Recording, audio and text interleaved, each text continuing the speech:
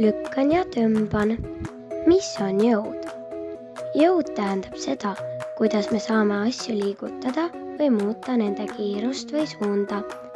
Näiteks kui veame aiakäru, siis kasutame jõudu, et tõmmata aiakäru enda poole. Kui tahame palli visata, siis lükkame seda endast eemale. Lükkan. Lükkamine on jõud, mille abil liigub asi meist eemale. Kui sa kiiku lükkad, liigub kiik sinust eemale.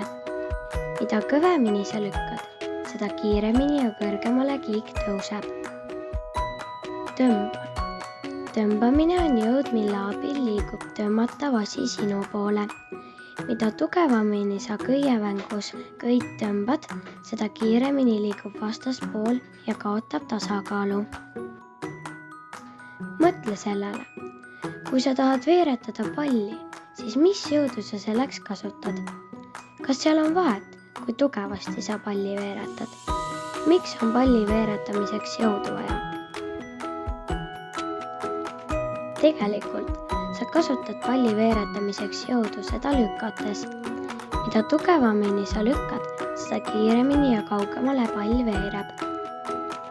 Jõud mängib lükates suurt rolli. Katseta järgi, mis juhtub siis, kui sa lükkad õrnalt ja mis juhtub siis, kui sa lükkad tugevalt. Mõtle sellele. Kui tahad ronimispuul oma lõuga tõmmata, siis mis jõudu sa selleks kasutad?